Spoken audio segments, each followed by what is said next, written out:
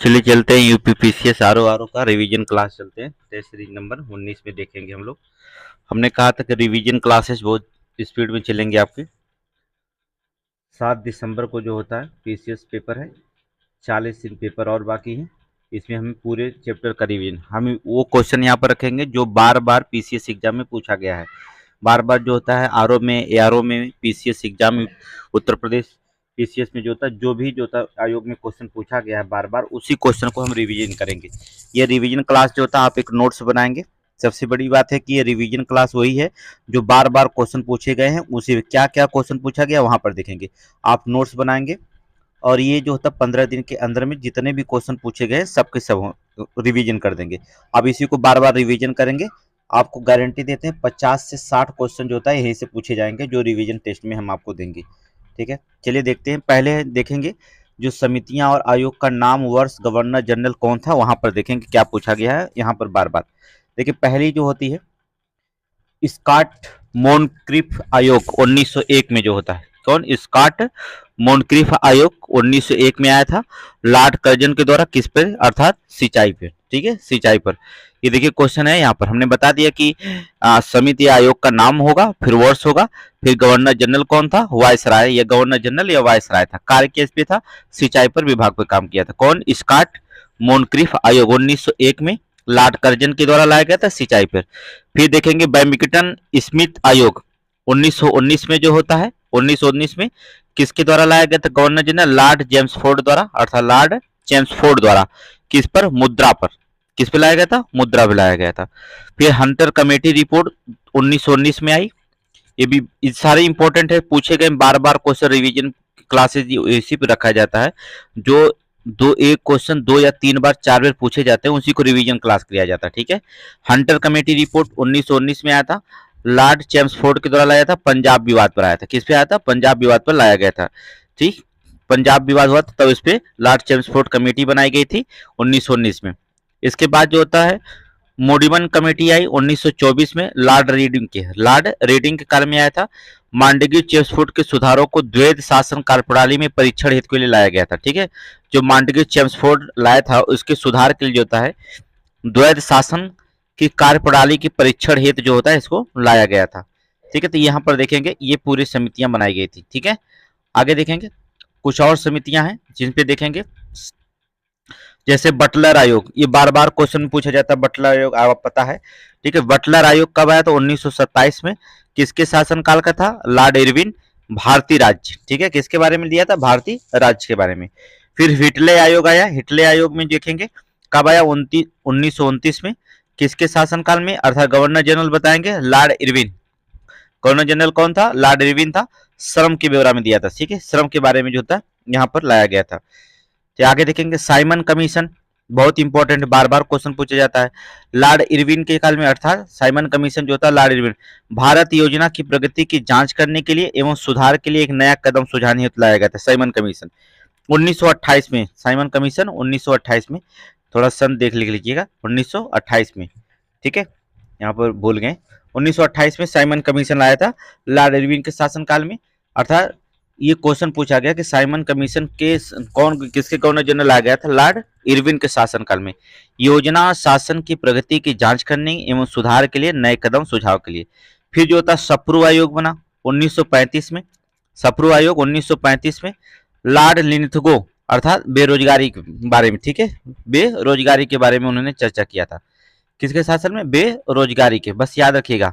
सप्रू आयोग 1935 में। किस कौन गवर्नर जनरल? लॉर्ड लिनलिथगो के शासनकाल, बेरोजगारी के बारे में बात हुई थी। हिल्टन यंग आयोग 1939, बहुत इंपॉर्टेंट, बहुत बार क्वेश्चन पूछा गया है।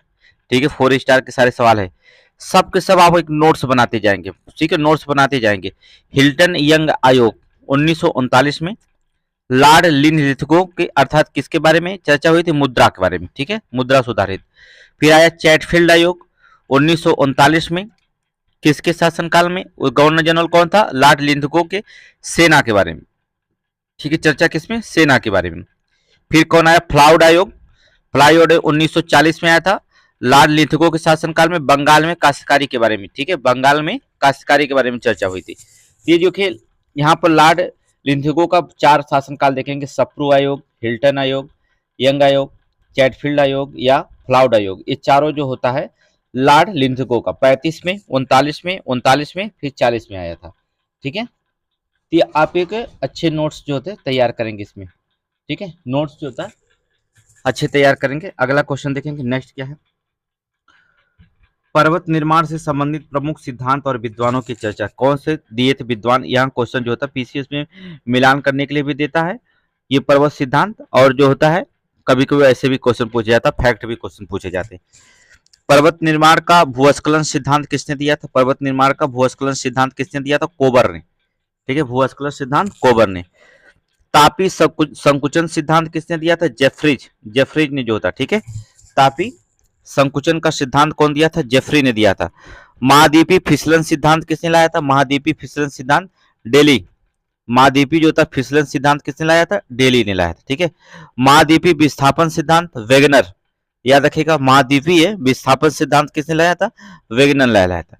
संवहन तरंग सिद्धांत किसने लाया था, होम्स के द्वारा। रेडियो एक्टिविटी सिद्धांत जोली ने। प्लेट विवर्तनिकी सिद्धांत मार्गन, हेरी, हैस, मैकेंजी और पार्क। ठीक है, मैकेंजी और पार्कर। ठीक है, इन्होंने जो होता लाया था, ये बहुत इंपॉर्टेंट, इसे भी नोट्स करेंगे।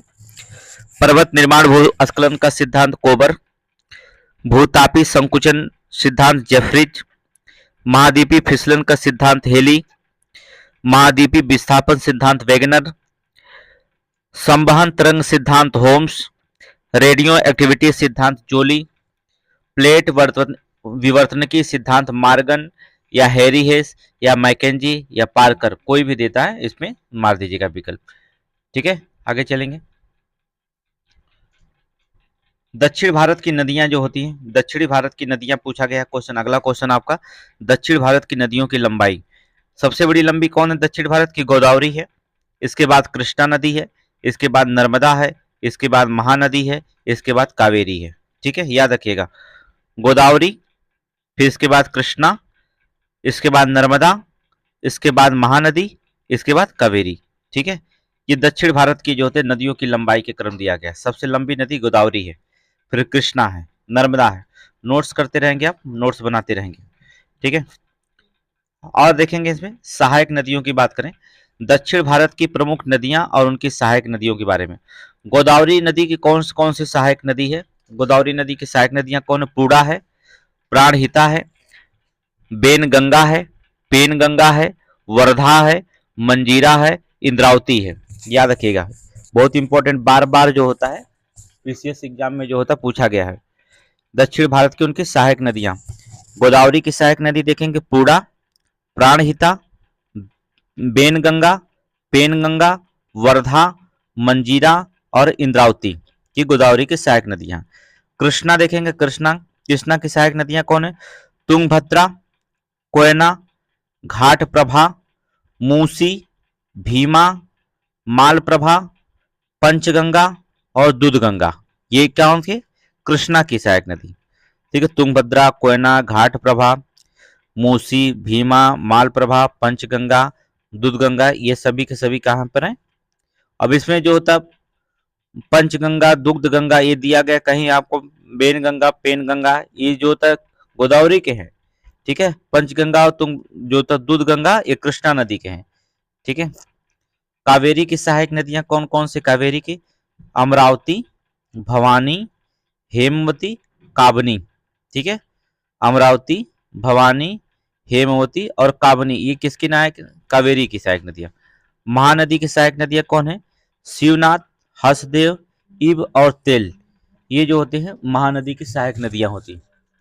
ठीक है, महानदी की जो होती है सहायक नदियां जो होती हैं ये होती है कौन कौन, शिवनाथ, हसदेव, इल और तेल जो होता है, ये जो होती है सहायक नदियां होती हैं।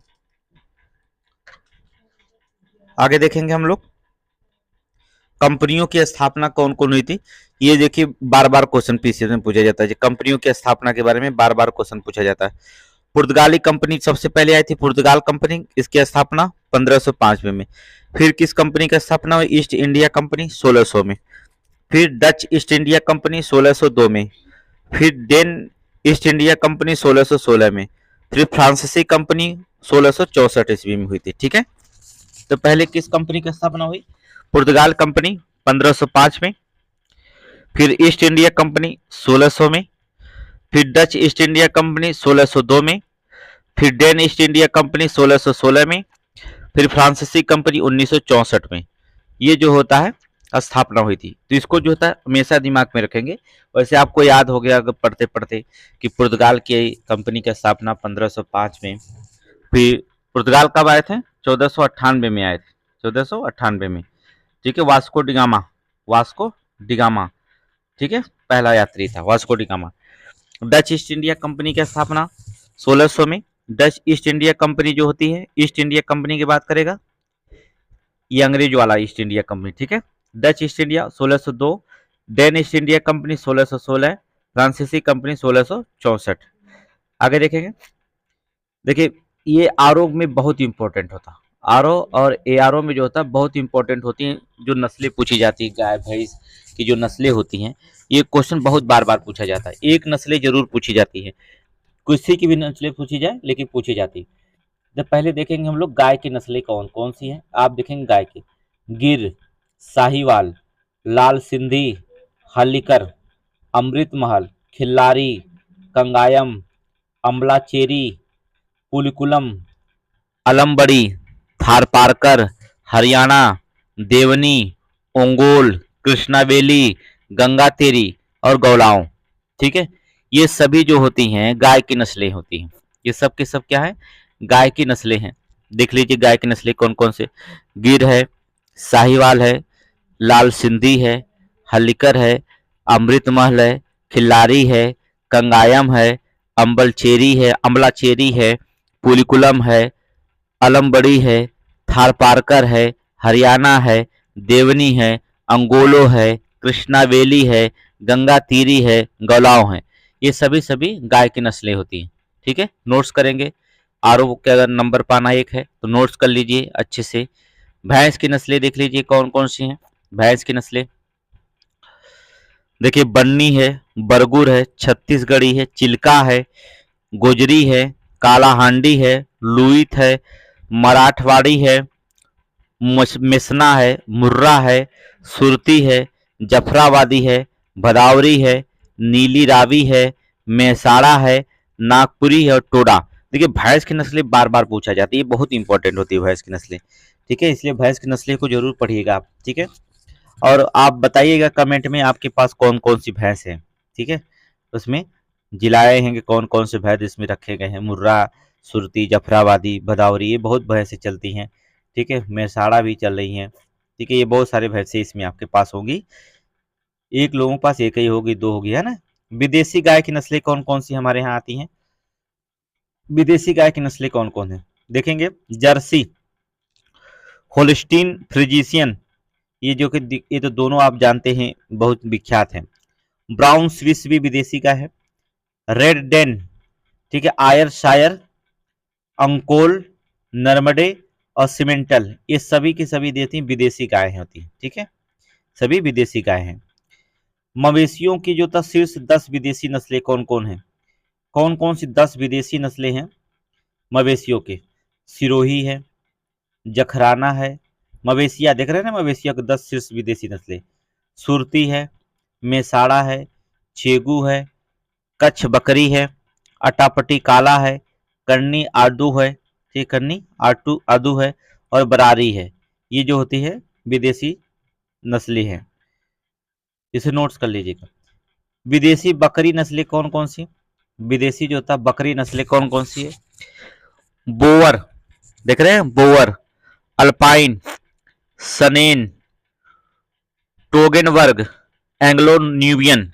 ठीक है, ब्रोवर, अल्पाइन, सनेन, टोगेनवर्ग, एंग्लो न्यूबियन, ये सभी जो होते हैं विदेशी बकरे की नस्लें हैं। ठीक है, विदेशी बकरे की जो होती है नस्लें पाई जाती है, बकरी की नस्लें पाई जाती है। ये देख लीजिए, ब्रोवर, अल्पाइन, सनेन, टोनिकबर्ग और एंग्लो न्यूबियन। आगे देखेंगे, बकरी की नस्लें कौन कौन होती हैं जो समीक्षा में पूछी जाती हैं आपसे? सबसे ज्यादा जमुनापारी पूछी जाती है। आपको पता है बकरी नस्लें कौन? जमुनापारी पूछी जाती हैं। बर्बरी भी पूछी गई है, बीटल भी पूछी गई है, मालाबारी, उस्मानाबादी और कालाबंग, ये सब बकरी की नस्लें हैं। जमुनापारी, बर्बरी, बीटल, मालाबारी, उस्मानाबादी, कालाबंग, ये सब के सब क्या है, बकरी के क्या है, नस्लें होती हैं। ये सब के सब बकरी की नस्लें हैं। ये क्वेश्चन बार बार जो होता है पूछा गया है बकरी के नस्लों के बारे में, इसे जो होता है बहुत ध्यान से।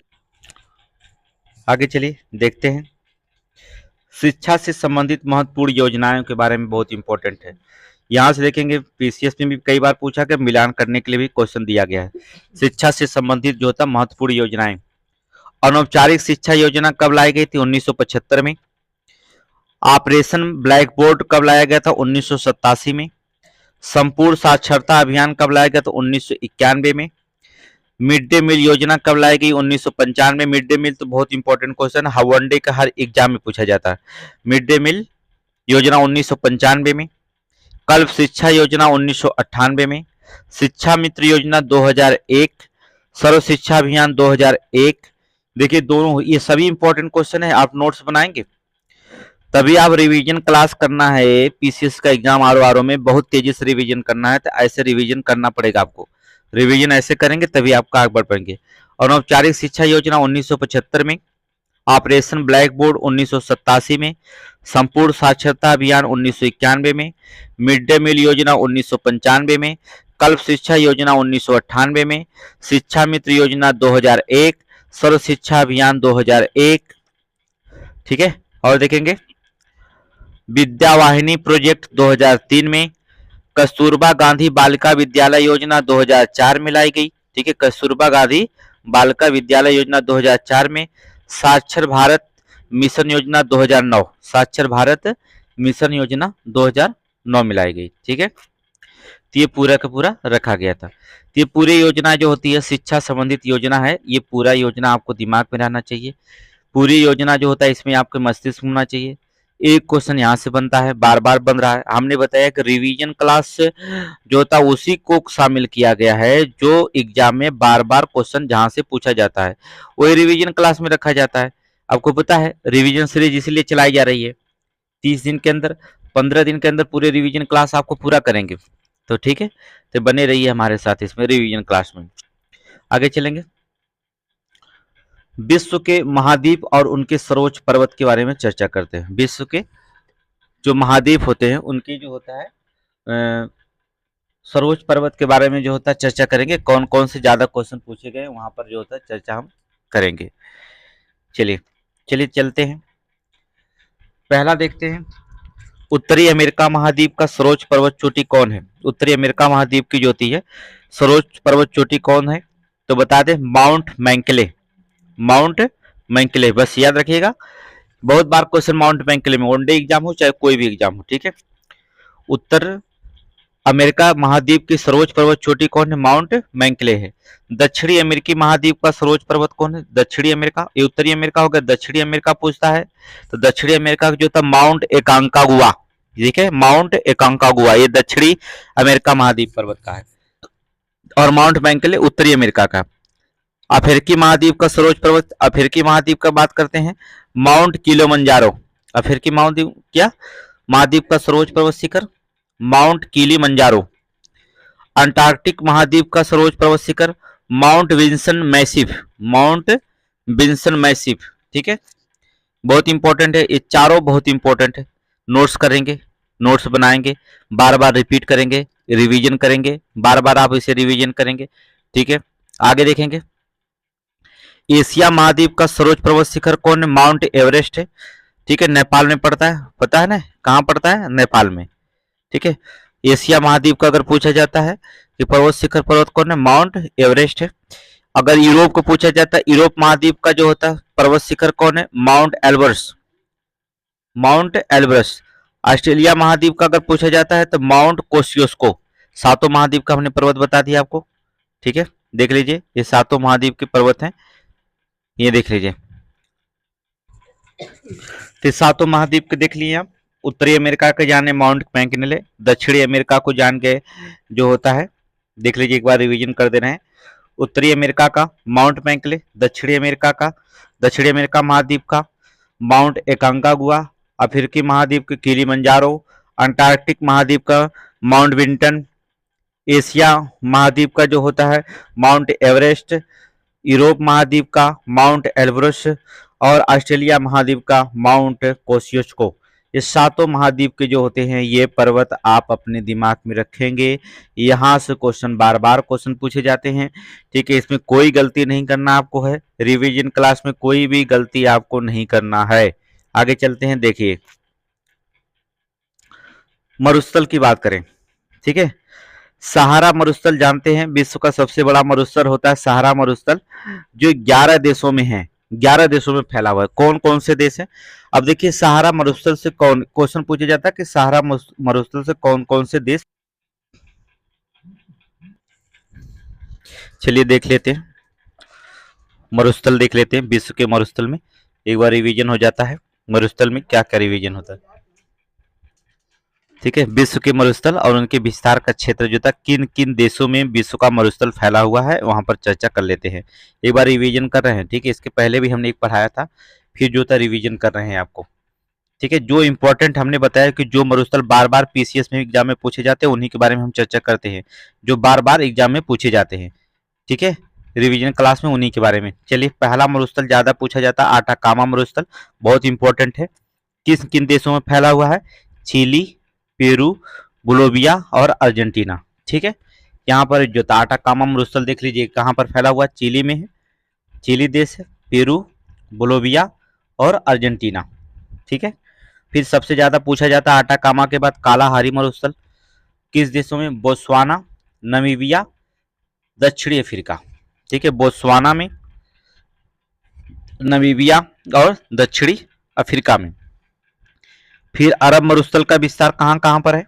अरब मरुस्थल का Jordan, Iraq, Kuwait, Oman, Qatar, सऊदी अरब, संयुक्त अरब अमीरात और यमन, ठीक है। अरब मरुस्थल का नोट्स बनाते रहेगा, रिवीजन करके जाना है। हमने बता दिया 50 से 60 क्वेश्चन जो होता है हमारे यहीं से रिवीजन क्लास से ही आएंगे।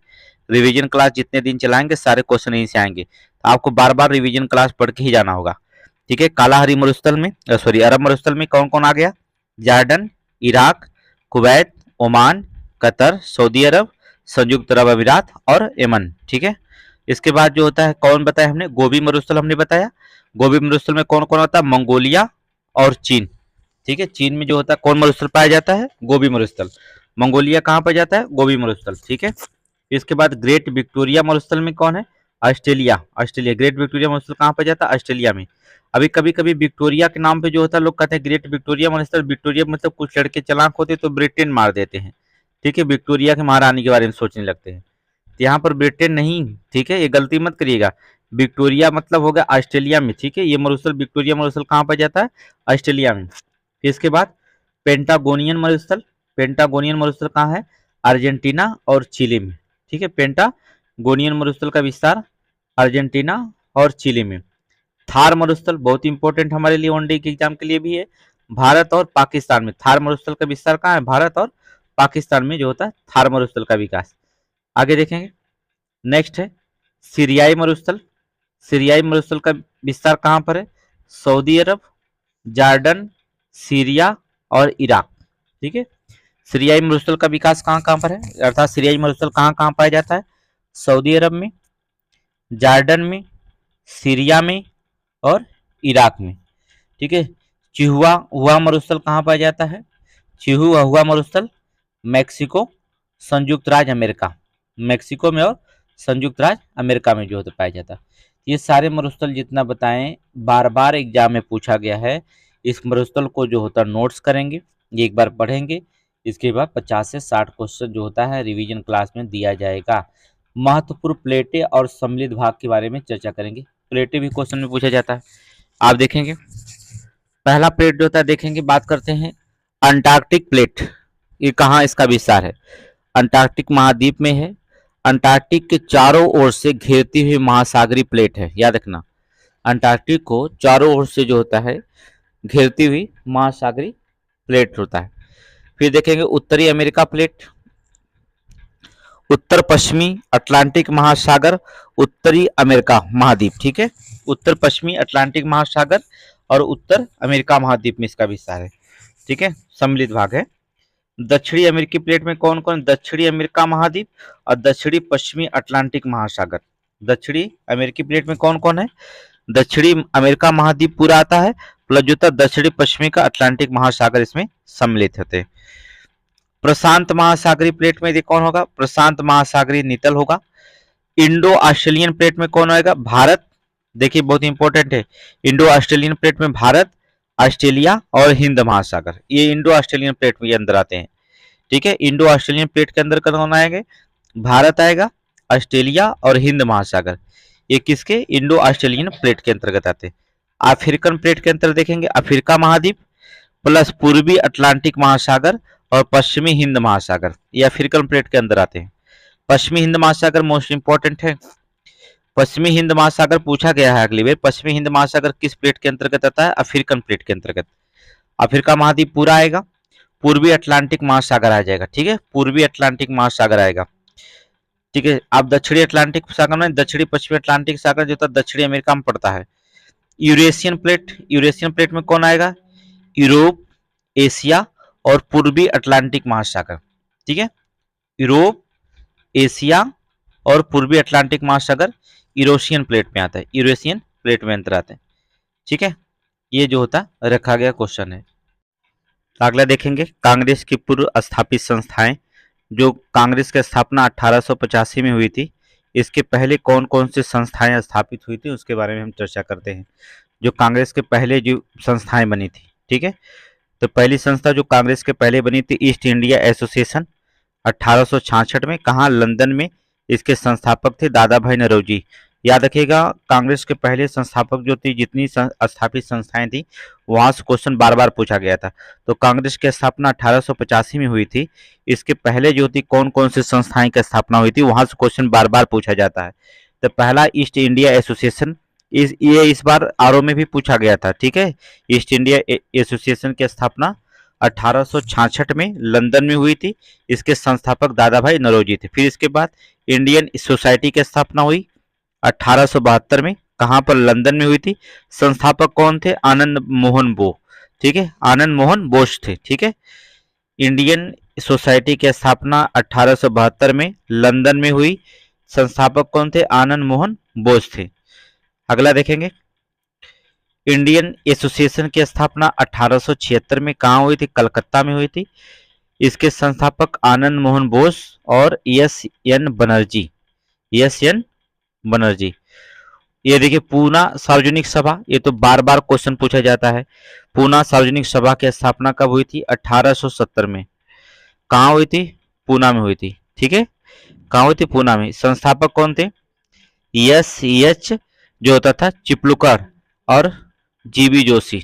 ठीक है, और एमजी रनाडे, एमजी रनाडे जो थे इसके जो थे संस्थापक थे। तो एमजी रनाडे का बार बार पूछा जाता है। ठीक है, ठीक है, और एच जो होता है चिपलुकर का भी जो होता है ज्यादा पूछा जाता है। जीबी जोशी को भी पूछा जाता है। ठीक है, आगे देखेंगे, नेक्स्ट देखेंगे, मद्रास महाजन सभा की स्थापना कब हुई थी? 1884 में। कहाँ हुई थी? चेन्नई में हुई थी। संस्थापक कौन थे? जीएस अय्यर, एम बिरंगवाचारी और आनंद चार्लू। ठीक है, बिरंगवाचारी और आनंद चार्लू, ये जो होते थे मद्रास महाजन जो था सभा के संस्थापक थे। इनको याद रखिएगा, ये बहुत इंपॉर्टेंट क्वेश्चन है। नोट्स बनाएंगे और नोट्स पे लिखते रहेंगे। फिर इसके बाद बॉम्बे प्रेसिडेंसी एसोसिएशन, ये भी क्वेश्चन पूछा गया। बॉम्बे प्रेसिडेंसी एसोसिएशन की स्थापना कब हुई थी? 1885 में मुंबई में हुई थी। उसका पूर्व नाम क्या था? बम्बई था। ठीक है, बॉम्बे प्रेसिडेंसी एसोसिएशन के संस्थापक कौन थे? फिरोज शाह मेहता, केटी तेलांग, बदरुद्दीन तैयब जी। ठीक है, फिरोज शाह मेहता, केटी तेलांग और बदरुद्दीन तैयब जी बॉम्बे प्रेसिडेंसी एसोसिएशन के संस्थापक थे, अर्थात ठीक है, फिरोज शाह मेहता, केटी तेलांग, बदरुद्दीन तैयब जी। आगे देखेंगे, अभी ये देखिए करंट है, थोड़ा इसमें हम करंट भी चर्चा करते जा रहे हैं। लद्दाख में जो होता है 5 जिले बनेंगे, 5 नए जिले बनेंगे। कौन कौन है? आप इंपॉर्टेंट है पीसीएस एग्जाम के लिए, करंट में जी 1-2 शामिल कर देते हैं, वैसे करंट का अलग से क्लास देते हैं। जास्कर, द्रास, साम, नुब्रा, चांगथांग, ये 5 जिले जो होते हैं लद्दाख के 5 नए जिले बनेंगे। कौन कौन है? जास्कर, द्रास, साम, नुब्रा और जांगथांग। अभी तक लद्दाख में केवल 2 ही जिले थे। कौन कौन थे? लेह और कारगिल। लेकिन अब कितने जिले हो जाएंगे? अब कुल जिलों की संख्या कितनी हो जाएगी? 7 जिले हो जाएंगे। ठीक है, तो 5 नए जिले बने हैं और लेह और कारगिल 2 जो जिले थे अब शामिल हो जाएंगे। कुल जिले हो जाएंगे कितने? 7 जिले जो होते हैं। टोटल कितने जिले हो जाएंगे? 7 जिले हो जाएंगे टोटल। ठीक है, आगे देखेंगे। एक और करंट जो था उत्तर प्रदेश पीसीएस के लिए इंपॉर्टेंट है, इसलिए इसको रखा गया है। यहाँ पर देखेंगे, उपराष्ट्रपति जगदीप धनखड़ ने जो था उत्तर प्रदेश के गोरखपुर में जो था सैनिक स्कूल का उद्घाटन किए थे। ये इंपॉर्टेंट है, बार बार क्वेश्चन पूछा जाता है। उपराष्ट्रपति जगदीप धनखड़ ने उत्तर प्रदेश में गोरखपुर में जो होता है सैनिक स्कूल का उद्घाटन किया था। सैनिक स्कूल जो होता है पूर्वी उत्तर प्रदेश का पहला सैनिक स्कूल होगा। ठीक है, सैनिक स्कूल जो होता है पूर्वी जो होता है पूर्वी जो होता है उत्तर प्रदेश का पहला सैनिक स्कूल होगा। यह उत्तर प्रदेश का 5वां सैनिक स्कूल है। ठीक है, जिसमें से 3/4 3 झांसी में है। ठीक है, झांसी, मेरठ और मैनपुरी में है। ठीक है, 3 जो होता है झांसी में होंगे, फिर मेरठ में है, फिर मैनपुरी में है, जो रक्षा मंत्रालय द्वारा संचालित होता है। किसके द्वारा सैनिक स्कूल संचालित होता है? रक्षा मंत्रालय द्वारा संचालित होता है। और चौथा और देश का पहला सैनिक स्कूल जो था लखनऊ में है। ठीक है, चौथा और देश का जो था पहला सैनिक स्कूल क्या? लखनऊ में है। उत्तर प्रदेश सरकार द्वारा संचालित होता है। किसके द्वारा? उत्तर प्रदेश सरकार द्वारा जो होता है संचालित होता है। ठीक है, आगे देखेंगे नेक्स्ट क्वेश्चन में। ये करंट बहुत इंपॉर्टेंट है, इसलिए जो होता है इसे रखा गया था। आगे चलेंगे। कांच और उनके प्रयोग, जो आपसे ज्यादा पीसीएस में बार बार जो कांच पूछे जाते हैं, जैसे जैसे फ्लिम्ड कांच। फ्लिम्ड कांच जो तक किसके लिए प्रयोग किया जाता है? जो फ्लिम्ड कांच होता है ये होता है कैमरा और दूरबीन के लेंस के लिए प्रयोगी होता है। ठीक है, कैमरा और दूरबीन के लेंस के लिए। पायरेक्स कांच जो होता है, पायरेक्स कांच किसका? प्रयोगशाला के उपकरण के लिए। ठीक है, प्रयोगशाला के उपकरण के लिए जो होता है प्रयोग किया जाता है। ठीक है, सोडा कांच जो होता है ट्यूबलाइट के लिए। सोडा कांच किसके लिए लिया था? ट्यूबलाइट के लिए। क्रूक्स कांच जो होता है धूप के चश्मे का लेंस होता है। क्रूक्स कांच जो होता है धूप के चश्मे का होता है। इसको जो होता है रिवीजन करिएगा, क्योंकि ये भी बार बार क्वेश्चन होता है। देखिए, हमने बताया कि 50 से 60 क्वेश्चन रिवीजन क्लास में क्वेश्चन पूछे जाते हैं। उन्हीं 50 से 60 क्वेश्चन को जो रिवीजन अब तक जो क्वेश्चन पेपर हुआ है, ठीक है, 15 सालों में, 10 सालों में, उनको जो होता है सारे क्वेश्चन जो बार बार पूछे जाते हैं वही जो होता है आपसे क्वेश्चन जो होता है इसमें रिवीजन कराए जाते हैं। आगे देखेंगे, जीव विज्ञान की कुछ प्रमुख शाखाएं उनके बारे में चर्चा करते हैं। जैसे हार्टिकल्चर पूछा जाता है, ये उद्यान विज्ञान के अंतर्गत आता है। ठीक है, उद्यान विज्ञान के अंतर्गत आता है। फिर जो था फ्लोरिकल्चर जाता है, फूलों की खेती के लिए जाना जाता है। जो था पोमोलॉजी आता है, फलों का अध्ययन करता है। पोमोलॉजी क्या करता है? फलों का अध्ययन करने के लिए। एंथोलॉजी पुष्पों का अध्ययन करता है। सेरिकल्चर रेशम के कीट के पालन के लिए होता है। एपीकल्चर जो था मधुमक्खी पालन के लिए होता है। एंटोमोलॉजी कीट का अध्ययन पूछा जाता है। अर्थनोलॉजी, अनर्थोलॉजी जो होता है ये जो होता है पक्षियों का अध्ययन करने के लिए पूछा जाता है। ये क्वेश्चन इतना पूछे गए हैं। ठीक है, आरओ में भी पूछे गए, एआरओ में भी। ये सारे क्वेश्चन जो होते देख लीजिएगा।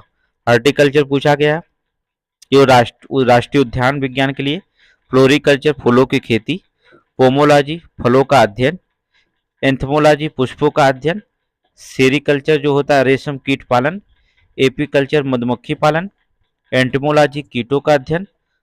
और अनर्थोलॉजी पक्षियों का अध्ययन के लिए जाना जाता है। ठीक है, आगे देखेंगे। कुछ विटामिन होते हैं और उनके वैज्ञानिक नेम पूछे जाते हैं। तो विटामिन और उनके कमी से होने वाला रोग कौन कौन है, यहाँ से क्वेश्चन कहाँ कहाँ से पूछे जाते हैं। देखिए, ADECK जो होता है ये इतना ही most important vitamin, 5 vitamin most पूछे जाते हैं। जैसे विटामिन ए पूछा जाता है, विटामिन ए कमी से इसका रासायनिक नाम रेटिनाल होता है, इसकी कमी से रतौंधी रोग होती है। ठीक है, रेटिनाल। ज्यादा आप वैज्ञानिक नाम पे फोकस करेंगे। अगर आपको पीसीएस देना है, आरओ देना है, तो वैज्ञानिक नाम पे ज्यादा फोकस देने हैं। अगर वनडे का एग्जाम देना हो तो केवल रोग में ही काम चल जाएगा कि किस कमी से कौन सा रोग होता है। तो विटामिन ए में रेटिनाल, रासायनिक नाम रेटिनाल होता है, इसकी कमी से जो होता है रतौंधी रोग होता है। विटामिन सी का वैज्ञानिक नाम जो होता है एस्कोर्बिक या एस्कोर्बिक अम्ल होता है या एस्कर्बिक एसिड कहा जाता है। ठीक है, ये जो होता है स्कर्वी रोग होता है। विटामिन डी जो होता है कैल्सीफेराल होता है, इसका वैज्ञानिक नाम कैल्सीफेराल। रिकेट्स रोग होता है, बच्चों में रिकेट्स रोग होता है। और ऑस्टियोमालासिया रोग जो होता है वयस्क में होता है, याद रखना। ऑस्टियोमालासिया रोग जो होता है किसमें, वयस्कों में पाया जाता है। विटामिन डी की कमी से वयस्क में कौन सा रोग होता है, ऑस्टियोमालासिया, और बच्चों में कौन होता है, रिकेट्स। इसका वैज्ञानिक नाम कैल्सीफेराल। वैज्ञानिक नाम याद रखिएगा, ये बार बार पूछा जाता है, कैल्सीफेराल। विटामिन ए का वैज्ञानिक नाम क्या है, टोकोफेराल, या कभी कभी टोकोफेरोल दे देता है, फरोल दे देता है, लेकिन टोकोफेराल इसका नाम पूरा, टोकोफेराल। ये जनन शक्ति की कम होना, ठीक है, इससे जनन शक्ति की क्या होता है, कम होना। विटामिन के में जो होता है फाइलोक्यूनिन होती है, फाइलोक्यूनिन, ये रक्त का थक्का ना बनने के कारण, इसकी कमी से क्या होता है, रक्त का थक्का नहीं बनता आपको। ठीक है, आपको घाव लग गई, चोट लग गई, तो इसमें रक्त का थक्का नहीं जमता है, इसके किसके अल्सर फाइलोक्यूनोन के कारण जो होता है। ठीक है, संवैधानिक सभा के जो होता महत्वपूर्ण कार्य की बातें में कुछ बात करें, जो इंपॉर्टेंट बार बार क्वेश्चन पूछे जाते हैं, चाहे आप वनडे की एग्जाम दे, चाहे किसी भी एग्जाम दो, बार बार ये क्वेश्चन पूछे जाते हैं कि राष्ट्रमंडल में भारत की सदस्यता कब सत्यापन हुई थी। राष्ट्रमंडल में भारत की सदस्यता का सत्यापन कब हुआ था, तो बता दें मई 1949 में। याद करिए, बहुत इंपॉर्टेंट है, मई 1949 में। राष्ट्रीय ध्वज को कब अपनाया गया, 22 जुलाई 1947 को। राष्ट्रगान को कब अपनाया गया, 24 जनवरी 1950 को। राष्ट्रीय गीत उसी दिन अपनाया गया था जब राष्ट्रगान अपनाया गया, तो राष्ट्रीय गीत भी अपनाया गया था 24 जनवरी 1950 को। और उसी दिन जो होता है राष्ट्रपति के रूप में राजेंद्र प्रसाद को चुना भी गया था। डॉक्टर राजेंद्र प्रसाद को पहले राष्ट्रपति के रूप में कब चुना गया, 24 जनवरी 1950 को। और संविधान सभा की अंतिम बैठक भी उसी दिन हुई थी, 24 जनवरी 1950 को। ठीक है, तो 24 जनवरी 1950 को क्या क्या हुआ था, राष्ट्रगान को अपनाया गया, राष्ट्रीय गीत को अपनाया गया, डॉक्टर राजेंद्र प्रसाद राष्ट्रपति बने, और संविधान सभा की अंतिम बैठक हुई कब, 24 जनवरी 1950 को। ठीक है, ये इसको याद रखेंगे दिमाग पे, ये क्वेश्चन बार बार आपके रिवीजन क्लास में जो होता है रखे जाते हैं। आगे चलेंगे, प्रमुख दर्शन और उनके प्रवर्तक आपके पीसीएस में मिलान करने के लिए आते हैं। ये तो आप जानते हैं कि बार बार क्वेश्चन जो था मिलान करने के लिए जो आते हैं, प्रमुख दर्शन और उनके प्रवर्तक। योग के कौन है, पतंजलि है। सांख्य के कौन है, कपिल है। न्याय के कौन है, गौतम है। वैशेषिक कणाद है। उत्तर मीमांसा बादरायण है। पूर्व मीमांसा जैमिनी है। ठीक है, मिल गया होगा। योग के प्रवर्तक पतंजलि हैं, सांख्य के दर्शन के कपिल हैं, न्याय के प्रवर्तक गौतम हैं, वैशेषिक प्रवर्तक हैं कणाद, उत्तर मीमांसा के बादरायण, ठीक है, और पूर्व मीमांसा के जैमिनी। ये जो होते हैं प्रमुख दर्शन और प्रवर्तक माने जाते हैं। ठीक है, तो ये क्वेश्चन आज का रिवीजन क्लास था। ठीक है, डेली आपको रिवीजन क्लास सीरीज मिलेगी। रिवीजन सीरीज जो था डेली मिलेगी आपको, और एक टेस्ट मिलेगा पीसीएस का और एक करंट मिलेगा पीसीएस का। ठीक है, डेली टेस्ट रिवीजन क्लास ये चलती रहेंगी आपकी जब तक पीसीएस नहीं हो जाएगा। और रिवीजन क्लास 15 नवंबर तक ले जो था समाप्त करने की कोशिश करेंगे। रिवीजन क्लास 15 नवंबर तक ले पूरे जितना भी 10 साल में पूछा गया बार बार रिपीट, एक क्वेश्चन जो 2 बार पूछा गया और रिवीजन क्लास में शामिल कर लिया गया है। ठीक है, ओबी यूपी पीसीएस में आरओ में जो होता है क्वेश्चन जो पूछा गया है, जो पीसीएस में बार बार क्वेश्चन पूछा जाता है, आरओ और एआरओ में जो होता है बार बार क्वेश्चन पूछा जाता है, उन्हीं क्वेश्चनों को जो होता है रिवीजन क्लास में रखा जाता है। उन्हीं क्वेश्चन को क्या किया जाता है, रिवीजन क्लास में रखा जाता है, और बाहर रिवीजन क्लास में नहीं रखा जाता है। जो कम से कम 2 बार या 3 बार पूछे गए हैं, बार बार क्वेश्चन पूछे जाते हैं, तो रिवीजन करने से 50 से 60 क्वेश्चन आपका रिपीट हो जाएगा। ठीक है, आराम से 50 से 60 क्वेश्चन हो जाएगा, और करंट का जो होता है अलग से आपको क्वेश्चन दे दिया जाएगा। ठीक है।